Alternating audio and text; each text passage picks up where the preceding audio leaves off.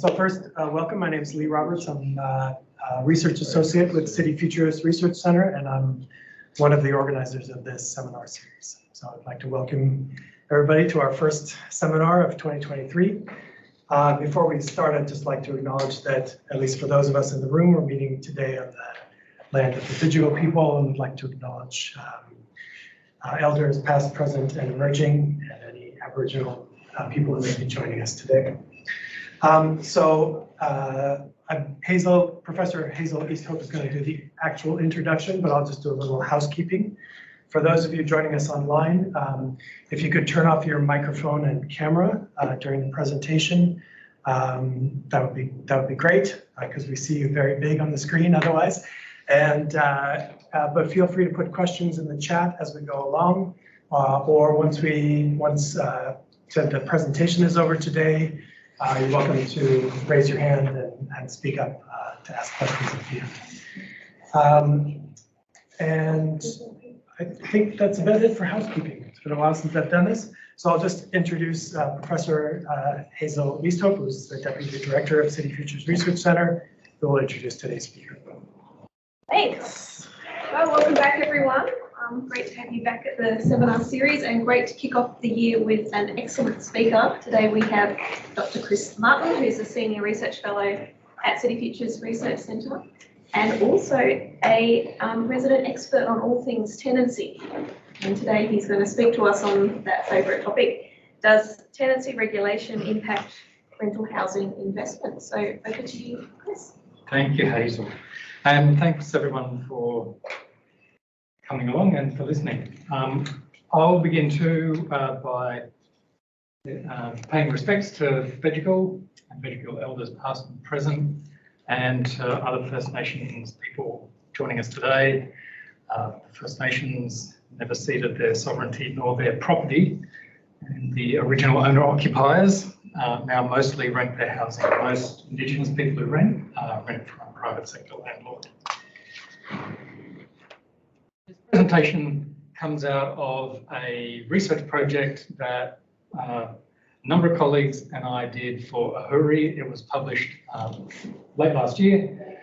You can find it on Ahuri's website, Regulation of Residential Tenancies and Impacts on Investment.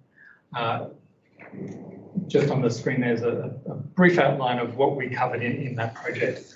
The shape of the private rental sector, factors shaping it, impacts on tenancy law reform,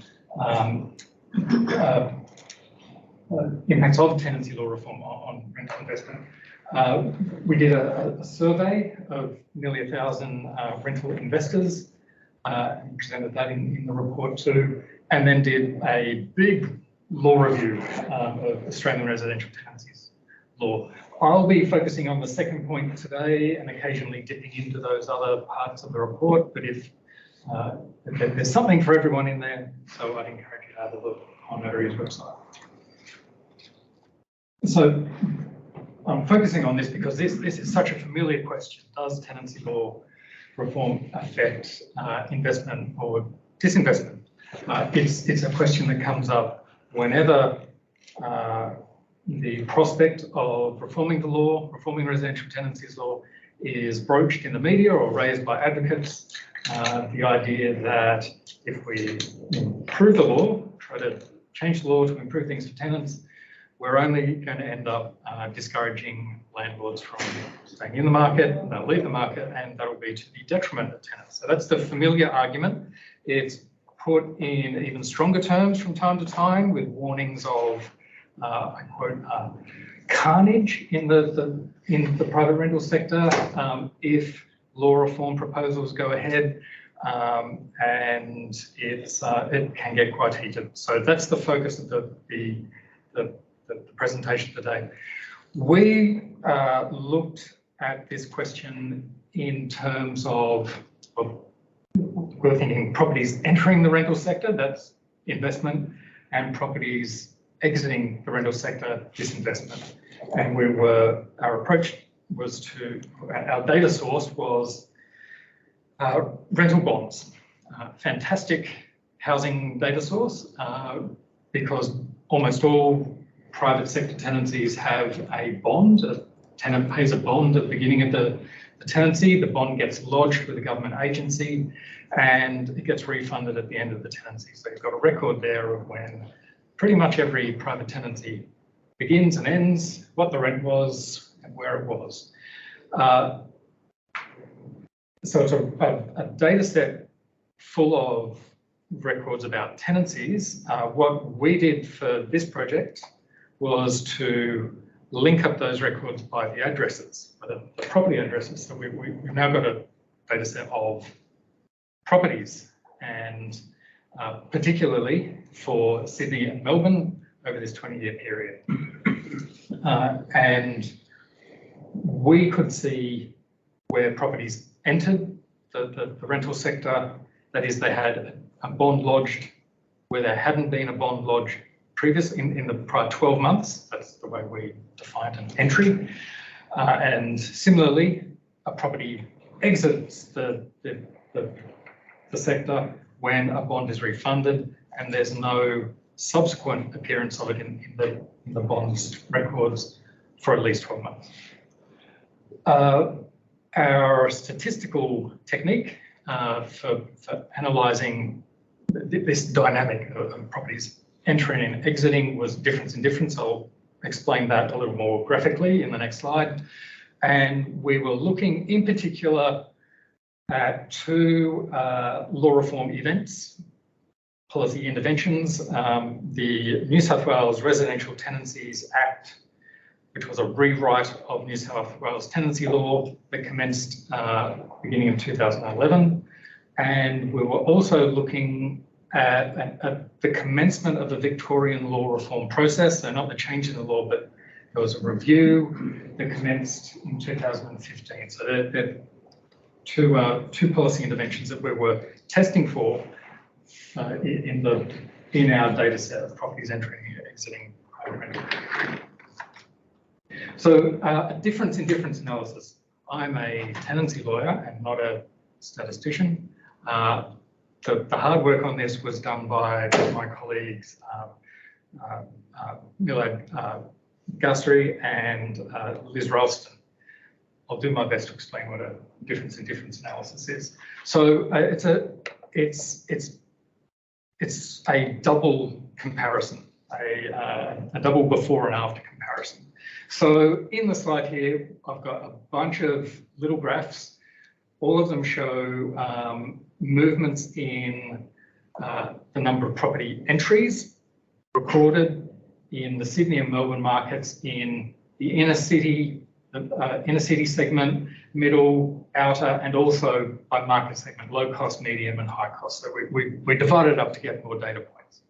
And the before and after comparison is you look at where the data is going before the intervention event, which is the Tenancies Act in New South Wales changing, and you look at the data, what's happening in the data after that point, so before and after comparison, and then compare that to what's happening in the same series in Melbourne, where there wasn't the same intervention before and after. So we're looking to see if there's a difference before and after in Sydney, and comparing that difference, if any, to the difference before and after the same event in Melbourne. As you can see, you can't eyeball any difference in what's happening in these lines of property, number of properties entering these different parts of the residential sector, but Millard and Liz know how to find it. This is what we found from looking at the data. On entries, so looking first at New South Wales, the New South Wales, the repeal and enactment of the new law, we didn't see any effect on properties entering the market. As far as exits go, we saw a small negative effect. There were actually fewer exits. It appeared that there were fewer exits after the New South Wales tenancy law reforms. In Victoria, it was a slightly different story. We saw fewer entries in the period just after the commencement of the reform.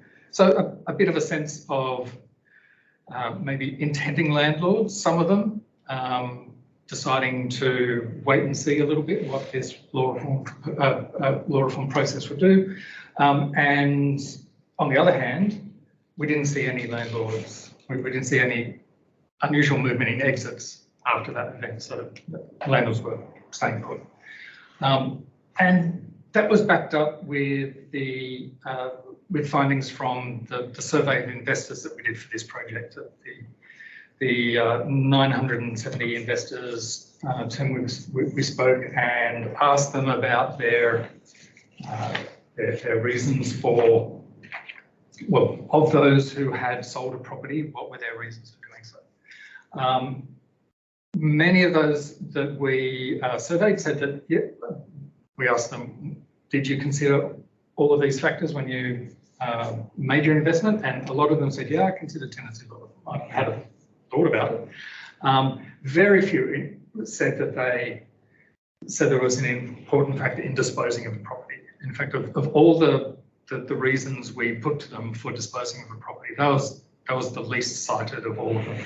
By far the most cited was, well, I sold because it was a good time for me to do that. And I wanted money for another investment. So really, they were the factors that were prompting people to dispose of properties, to leave the market, exit properties and disinvest. So the summary answer to that question is, does it cause disinvestment? We didn't see any evidence of that.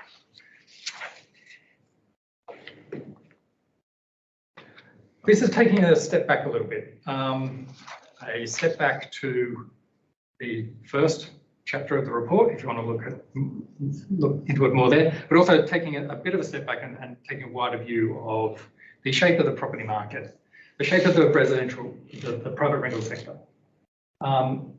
So taking the longer view, the private rental sector in Australia has been gradually growing since the mid-1980s, and it has a persistent small holding structure.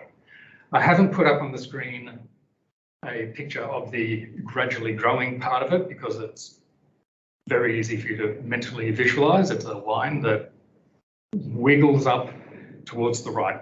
Gradual growth since for some decades now, since the mid-1980s. I have put on the screen an image of a visualization of the small holding structure of our private rental sector. So it is very largely, private rental is almost all owned by the household sector in Australia. It's other households who own private rental properties. This is one of the crucial facts of Australian housing policy discourse. Everyone wants to own the fact that 70% of landlords in Australia own a single property. So the property lobby wants to own that fact. They want to say that their mums and dads and their little guys go easy on them. And the other side, the critics want to own that fact too and say that they're amateurs, they're incompetent, so that's what the bars on the right are showing. 70%, just over 70% own one property, and then the multiple property owners are up the top. Another view on that though is presented by the column on the right. This is looking at in terms of rental properties, from the perspective of rental properties. So just less than half of rental properties are owned by a landlord who owns only one property. The landlords who own multiple properties in total own more than the single property owners. So while it's true to say that most landlords own a single property, most tenants deal with a landlord who owns multiple properties. But still, even so, it's a small, even though it goes out to 2 or 3 or 4 or 5 properties, it's still a small holding structure. What are the factors shaping this? So it begins with the preferential tax treatment of owner-occupied housing. That's where our biggest preferential settings are in our tax system, and in capital gains tax exemption for owner-occupiers. They don't pay income tax on capital gains, they don't pay income tax on the imputed rental value of a property, but the housing services that they consume themselves, owning it. Land tax, you don't pay in principal place of residence. All of these things give people a reason to, if they've got money to spare or credit to spare, to spend that money on their own housing. We also have some preferential tax treatment for landlords in relation to their investment costs. So in particular, negative gearing. So even though on a rental property, you may be subject to capital gains tax and to land tax, although we'll get to that in a moment. Even though those preferential tax settings don't apply to you individually as a landlord, you do, in particular, your servicing costs. If you're borrowing to buy property, your servicing costs are less than those of other owner-occupiers, and that can help established owners who have housing wealth already lever into an even bigger position in housing. And that's really what that's the story of our gradually growing, persistently small holding household landlord sector is. I've put in brackets there a sort of a countervailing policy setting that we had in place for some time. Between 2014 and 18, we had some macroprudential rules that APRA imposed on banks, on financial institutions lending to landlords that increased landlords' borrowing costs, effectively increased interest rates for landlords, which I include there because it's part of the story, but it's also an example of a setting that was it went against investment. It was the express purpose of it was to discourage at the margin investment by landlords, but it didn't trigger the sort of response that reforming residential tenancy law does, and the concern about, oh no, it'll disinvestment as a result of tenancy law reform doesn't trigger the same sort of. It's a different status of regulator that's involved there, and they don't get the same sort of over-the-top response from the property sector, from real estate agents in particular. Just going through telling the story a little bit further.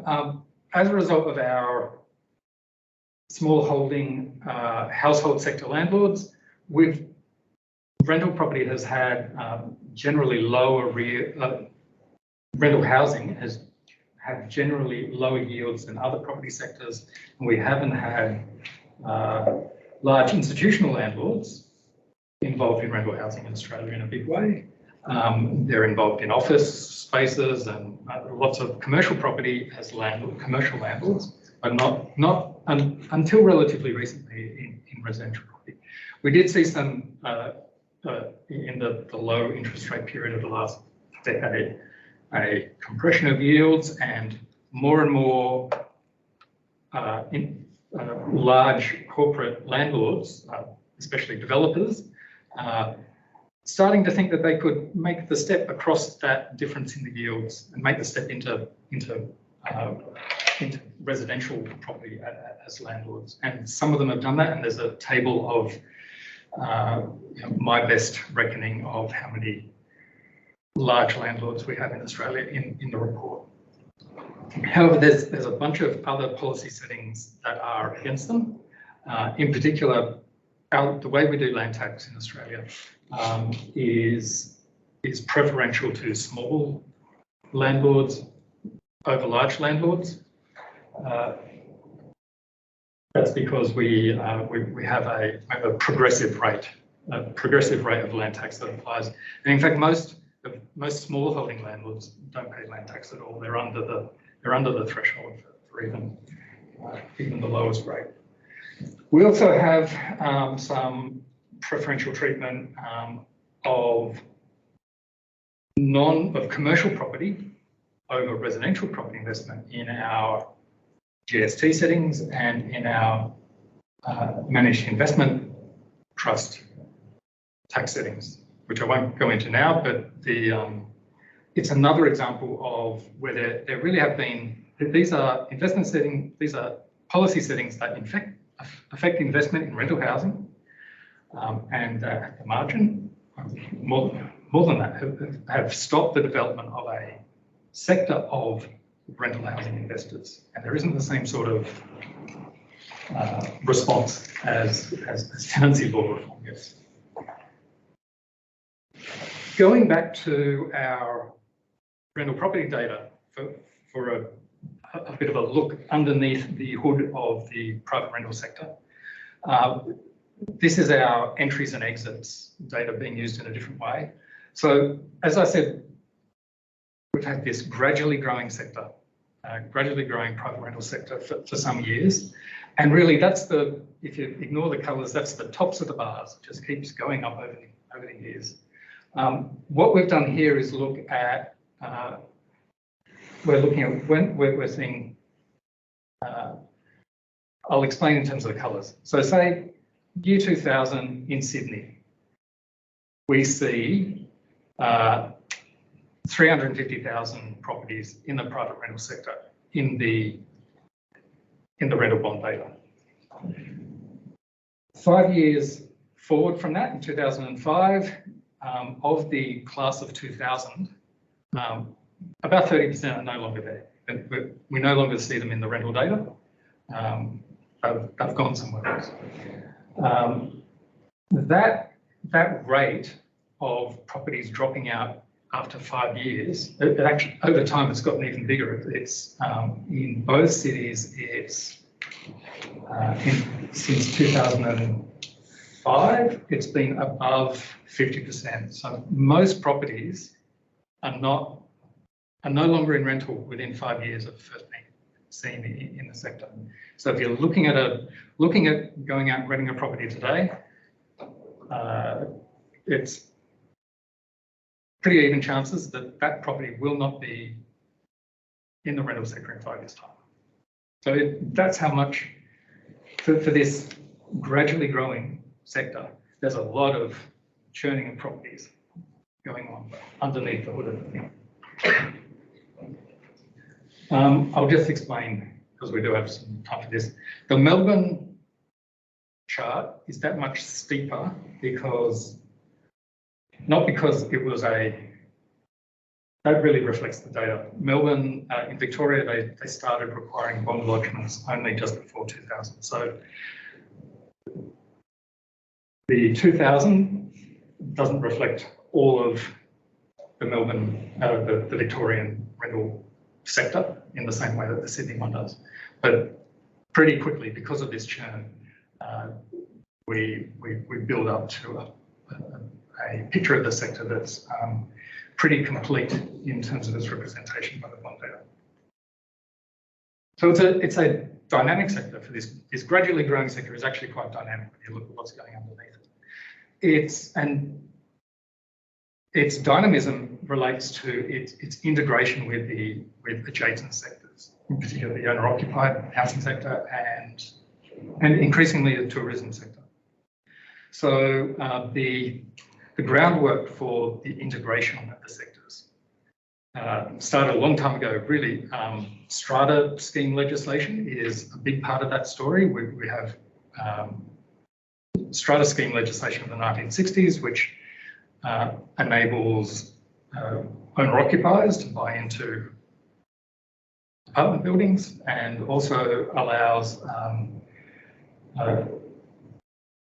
properties to be sold in and out of apartment buildings into between the sectors, so that there isn't the same built form disaggregation of the sectors or separation of the sectors as there is in some other countries. So properties go in and out of ownership and rental, including in flats, all the time. We also have, in relation to the tourism interface, we've got really permissive settings around using properties for Airbnb and for other things. So that's another interface where it's really easy for properties to exit and go into another sector. We've got a bit of a sense of those property dynamics from the survey.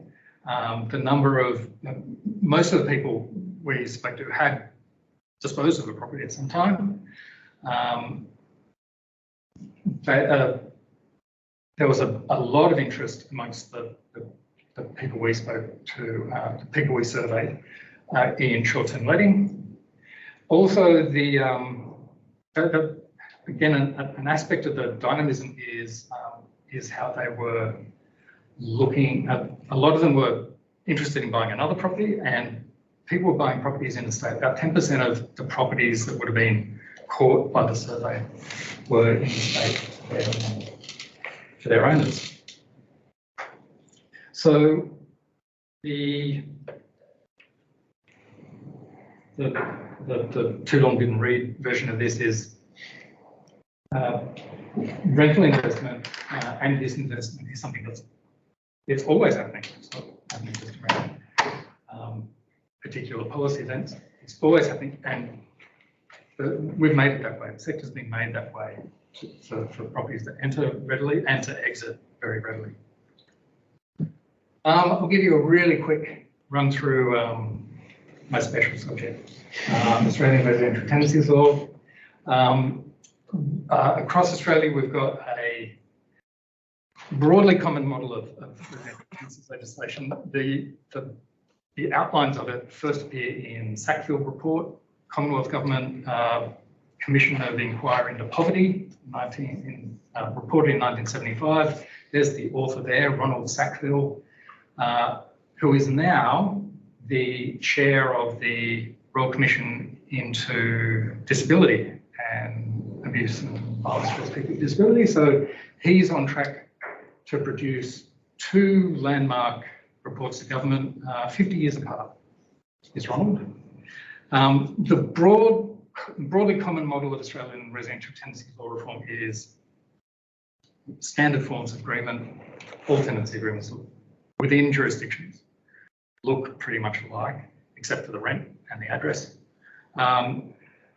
Market rents, ready but orderly termination, ready in the sense that landlords can give notices of termination without grounds in all states, and on many other grounds.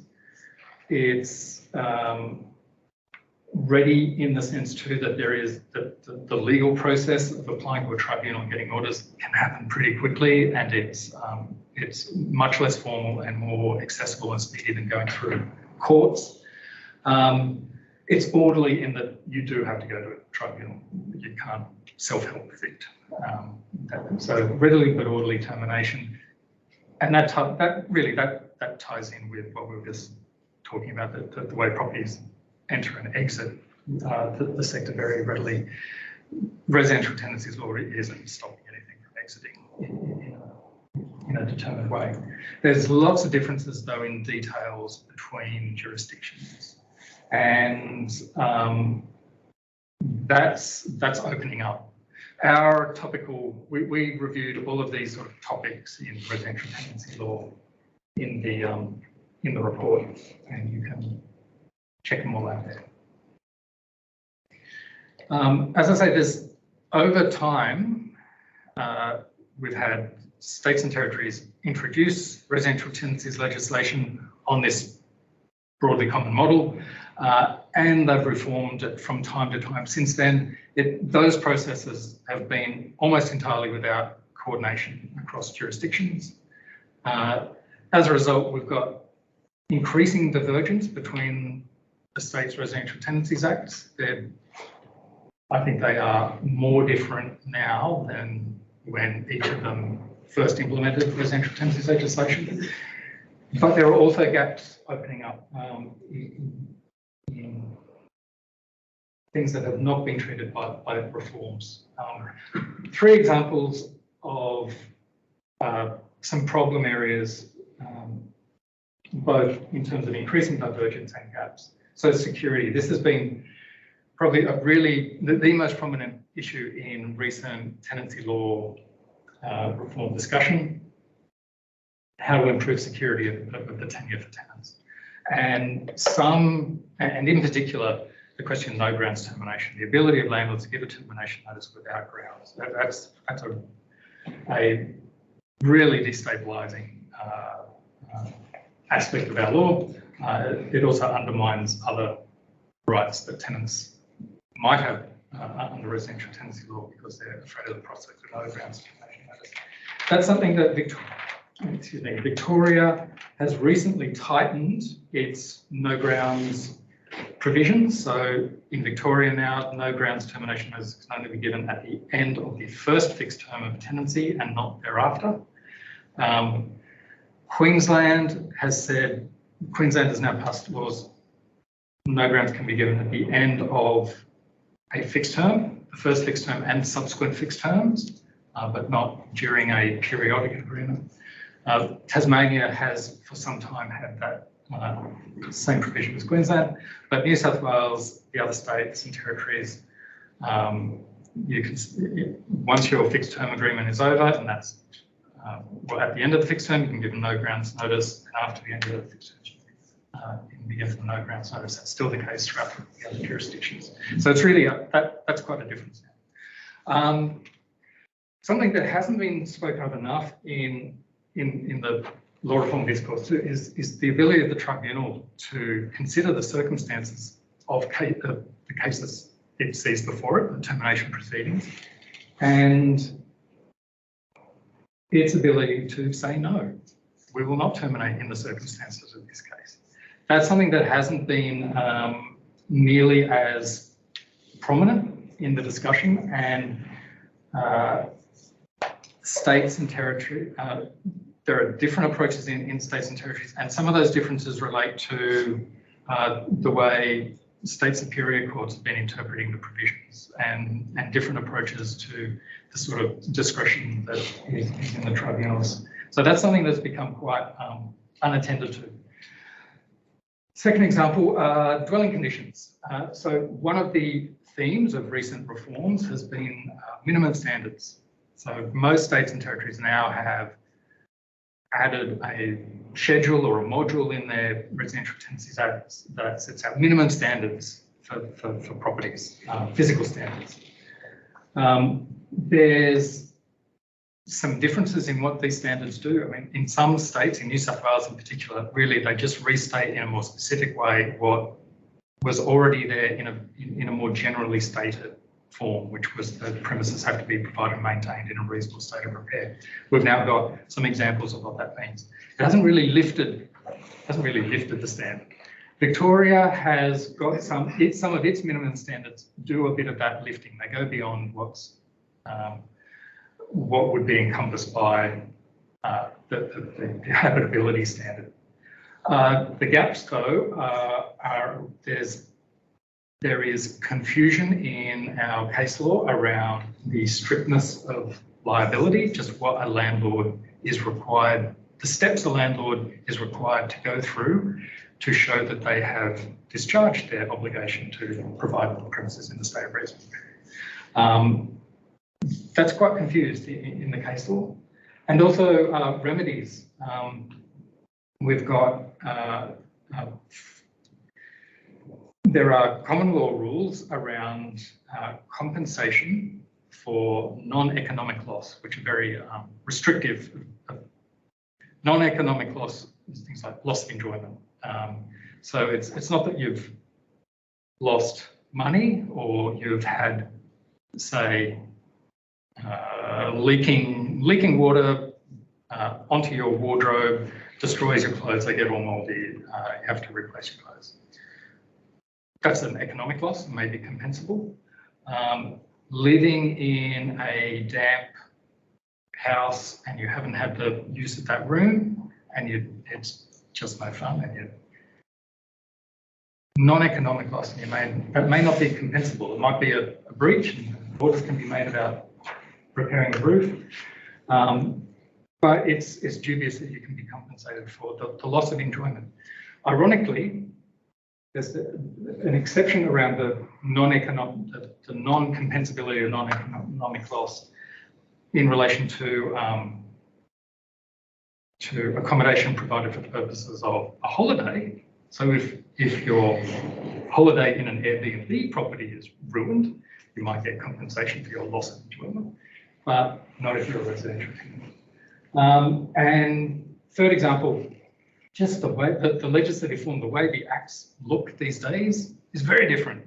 You can fit 7 Tasmanian Residential Tenancies Acts into the Victorian Residential Tenancies Act. It's a leviathan. Literally, it is almost the same word length as Moby Dick.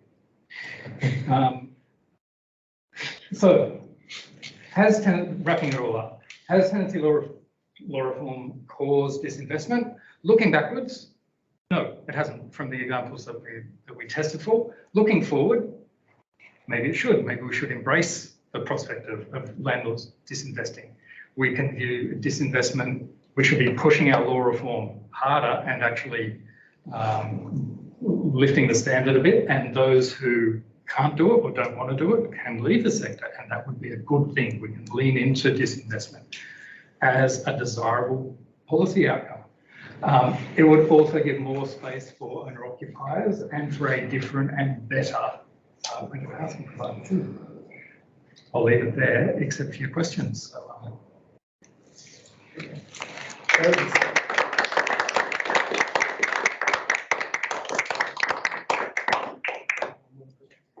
So we have about 20 minutes. So if you're online and you want to ask a question, you can raise your hand and ask it verbally, or you can put it into the chat. Rupa will be watching the chat. But in the meantime, anybody in the room have a question for Chris? I have 2 questions relating to the rental bond data. Does it give any insights on the age of the landlord? No. No, it's like rental bond data is, it's an administrative data set, so it's for the purpose of administering the bond system. So what rental bonds say about landlords as individuals is limited, and in fact, just how much it says, I have a horrible, I'd really like to have a better look at landlords and agents in the rental bond data, although I'm uncertain about the extent to which we can do that, but the extent to which it's possible. So we've done the linking up of addresses, which helps us with turning it into a rental properties data set. I'm not sure that when the bond forms are filled out, that there's a little field that says landlord name. It might be H East Hope that gets written in there. It could be Hazel East Hope. It could be H Eastleigh, if they forget what Hazel's name is. So just whether that could be used to, it'd be really interesting if you could get a sense, then you'd be looking at, then you'd have a data set that could show where those multiple property owners do own, and if there are some who are concentrating. Not sure they could do that. It definitely doesn't ask for their age. So address of the landlord as opposed to the... Even the address of the agent, that's in New South Wales at least, that would be a bit inconsistent, because I think a lot of the time it would be care of the agent, which is unfortunate. So I think it has limitations there. Having a look at agents through the data set would be interesting, because they coordinate even more. So. Thank you. The large number of properties that are leaving rental in those 5-year periods, have you got some ideas about what's happening there?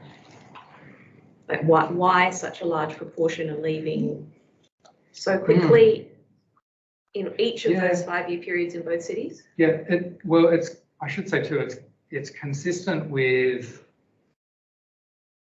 another study that was done some time ago by Rachel Long and Gavin Wood, who were looking at not at properties but at landlords. So they were looking at landlords in Hilda data, that is people who said that they had a rental property, and they found similarly that most of them were no longer landlords 5 years hence.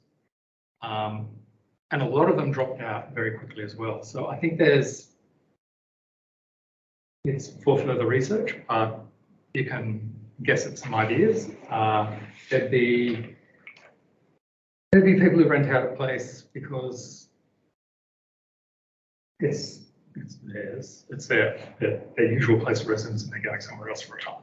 There'd be a bit of that. There'd be people who rent out a place because it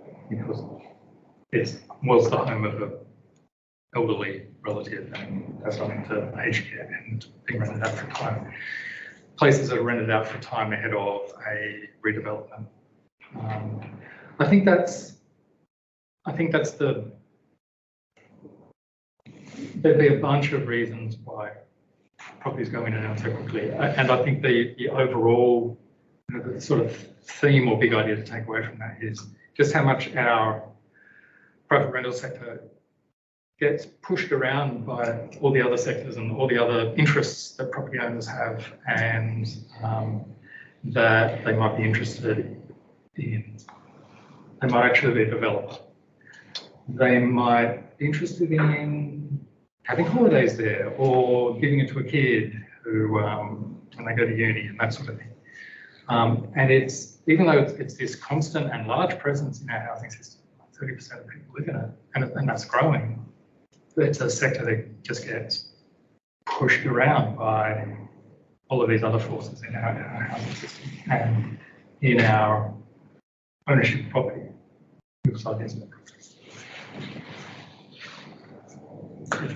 You have a graph earlier which had the proportion of single property owners, dual property renters and all that.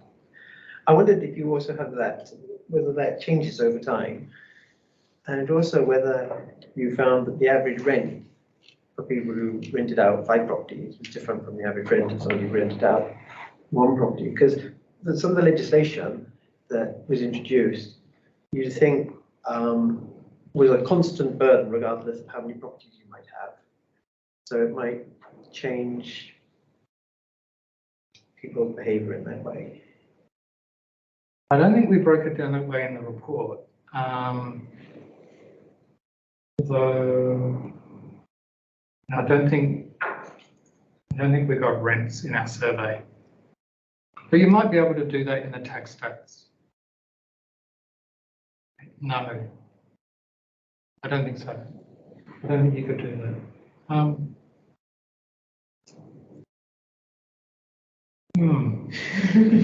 Yeah. All right, I'll have a think. I'll have to think about that and we'll talk about it another time. Ali.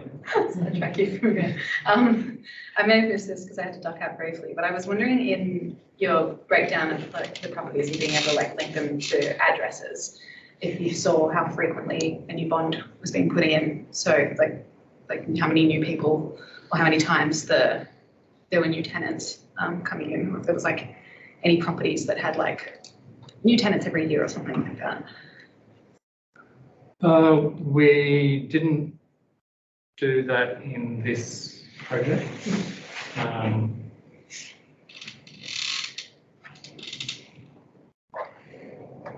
But it's something you could do with the data as it's been set up. You could see how tenancies map onto, how tenancies map onto the timeline of a property's stay in the market. Yeah. Yeah, there's a lot more that could be done with this by, particularly by geography, and does that churn happen at the same rate in different places and at different price points? I mean, we only did that breakdown for the purposes of our difference in different things. So it's sort of there, but we haven't discussed it at all. Yeah, there's lots that can be done. Andrew. I got kind of two kind of related questions, Chris. The first one is, can you say, and I don't know if this was covered in your report, and at risk of kind of platforming the property lobby, can you say a little bit about the arguments that are put forward by that industry against tenancy reform, or why they think that it will lead to disinvestment? And my second question, which is kind of related, is about your conclusion, which is that maybe we shouldn't be worried about them leaving anyway. Is your kind of suspicion that part of the reason why you haven't seen people, divesting from rental housing, because the tenancy law changes that have come in have been pretty weak, and that if we did do something that would actually help tenants, in a more substantial way, like really ending no grounds evictions, then you might actually see that, but that wouldn't necessarily be a bad thing. Yes, the second part of that first. Yeah. Yes. That's why to answer that question, you have to either answer it in two parts or you answer it with a button. Looking back, we can say that the sorts of reforms we've done haven't prompted disinvestment, and investment has grown over time. There are some dips in the growth story. There's quite a big one at the moment around, particularly in Queensland. Queensland's rental sector has contracted over the last couple of years. They have had a tenancy law reform process going on there, and the agents keep pointing to tenancy law reform as the reason for that. I think there should be little doubt that the bigger reason for it was the surge in house prices that we saw in 2020, and lots of landlords did like our survey respondents and said it's a good time to sell, and they sold to Southerners who were making the move to Queensland. And they would have sold to a few Queenslanders who become home owners. Good for them, but it's contracted their rental market, which isn't necessarily a bad thing, but it's contracted it at the same time as Queensland's population is growing in net terms from other places. So that's made things, but the system, it's built for that. It's built for landlords to be able to sell out, and that's the sort of landlord we have who can bail out at a time that suits them. And that can be painful for tenants who have to go looking for another property, especially if there's also other movements in population that make demand for housing that much hotter. But we shouldn't be saying we need more of those guys. We need more investment in rental housing. We need more of these flaky guys who bail out whenever prices go up and they think it's a good time to sell and do up their own place or buy a bigger place or whatever. So that's a problem. The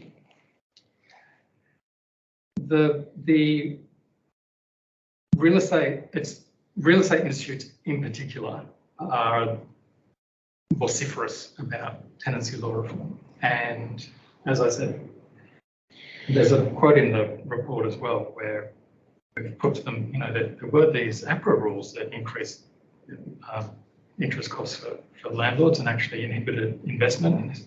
They were very sound, very sound. It is policy advocacy punching down the way real estate institutes threaten tenants and threaten the lower status regulator, being the fair trading authorities, and state governments as well. They've got more, they can throw their weight around a bit more easily with state governments, I think. And it's about making their lives easier and not having to be not having to be held to a higher standard that this crowd can't meet. It's, yeah, I think that's it for tenancy law. There would be, so I'll just say, in terms of law reform that might actually affect investment, it'd be things that affect that interface, things that affect, well, rents, but also landlords being able to dispose of a property. Yeah. So getting rid of no grounds isn't actually that'd be a good reform, but it's not the most powerful sort of reform. If you had other reforms that a reform that said, actually, no, you can't end a tenancy because you're going to sell the property. That would inhibit that transfer out of the sector in a way that would cause landlords So landlords would be able to capitalise on speculative price. So that sort of, or maybe a little bit short of that, something that's been in the news recently and some American jurisdictions have done is having a compensation requirement, still allowing for termination on grounds that aren't the fault of the tenant, like non-breach grounds, like sale of the property, but having a compensation requirement as well. That's something that has been, that might be a midway point that would still crimp landlords' style of living. Yeah, is there any sort of evidence or likelihood that reforms could drive some of these people out of the market and actually result in increased availability and reduced prices of the units bring them into the price bracket that people could afford? Yeah. Well, I mean, historically, there'd be evidence of that in that we did have our post-Second World War tenancy regulations included rent control and stronger eviction controls than what we've got now. They were horribly complicated pieces of legislation, and there were things that they didn't do, like didn't have repairs and maintenance as a standard term of agreements. But the restrictions on rent increases and restrictions on evictions in our post-war tenancy legislation, in our Landlord and Tenant Acts, were strong enough to inhibit and shrink the private rental sector. So that's the longest story of rental housing in Australia, is that in the first half of the 20th century, about half of households rented, and part of the reason why we became a strongly majority owner-occupying country, one of the elements in that was tenancy law that inhibited investment by landlords. So yeah, it's part of the historic record.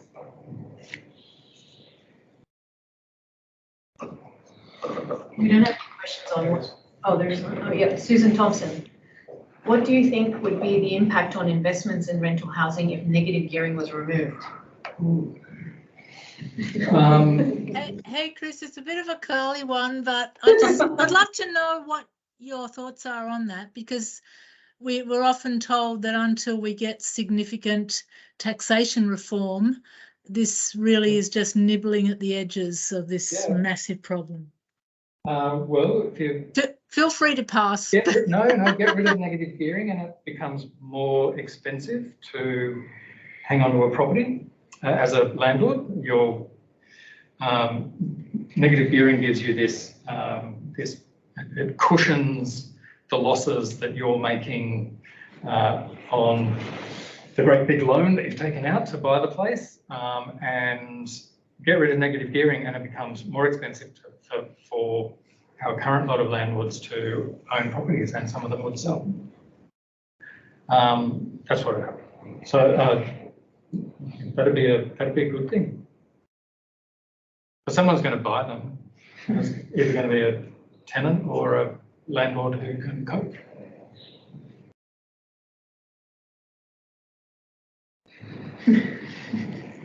So So maybe prices would drop. Yeah, well, it'd mean, yeah, more landlords facing higher costs would be prompted to bring their properties to the market, and more properties on the market means that prices would go down. I mean, there's and that would be a good thing. We have a hand up by Reg Wade online. Hi, Chris. I was obviously you're a lot more familiar with the way that you've set up your data set and stuff. I'm kind of wondering, because you said you've linked it to addresses, whether there's any sort of way that we'd be able to work out if a property has been withdrawn from the rental market, whether or not that's actually gone into an owner-occupier setting, or if perhaps it's been left vacant. Which, you know, obviously, if you're not sure of that, it's something which we could possibly look into in the future. But I think maybe it'd be quite interesting to see whether or not there is cases of potentially, you know, properties still being left vacant. You know, perhaps they're trying to sell it because they're a bit worried about the new regulations or whatever. And then maybe diving deeper into that. So if there's anything that you're aware of being able to make that link, I'd be interested. Yeah, you wouldn't see it from just the rental bond data, but there was another Ahuri project prior to this one where we used rental bond data for an even, it was a smaller cohort, but in that case we were linking those records with sales data and with development data. So those other data sets also help you fill in the story of, so that helps start to tell a story of how, you know, how many properties are going to Hazel's point.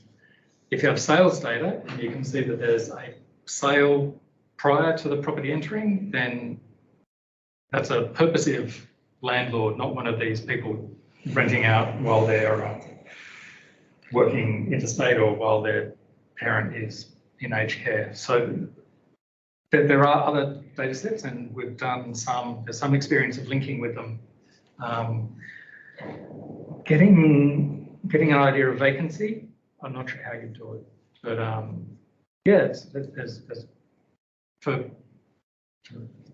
a tenancy lawyer, yes, there's all sorts of possibilities in these data sets. If you could access the water or electricity data by address, you could maybe look for properties that had no activity. Yeah. Prosperous. Another thing maybe, is there some sort of register of who's paying land tax on the property? Because I assume you still have to pay land tax even if it's vacant, or I could be wrong about that. We've had, Christine and I have had a look at the possibility of land tax data and that's a hard nut to crack. There are literally the words used in the Act, the Land Tax Management Act, that there are secrecy provisions, and getting into land tax data is something we haven't been able to do. There's riches in there, but no. Yeah, thanks for your answer. I've probably got a couple other things that I'll talk to you about around possible other linkages similar to what Ali said, but I'll take that offline. Thanks. The one such data set we used in UK is electoral register. So that sometimes gives like who's living there, and that's open as well usually. So we did this consumer register by linking electoral registers, like, and for UK it was like 100 years time, so you can actually see like how people move in UK and all that. So basically like person registering one place and then moves on. So that's it. But I'm not sure like how open the electoral register data set is here. That could be one. Well, so we're pretty close to 5. Is that a last question online? Why don't we take that last one? We'll wrap up. Oh, no. Oh, Chris Pettit says, tried getting land tax data, but no luck. Great presentation. Thanks, Chris. That sounds like a great place to end. So thanks very much, Chris.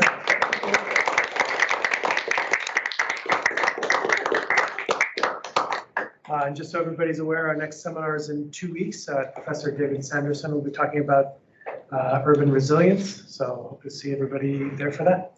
Thanks for coming.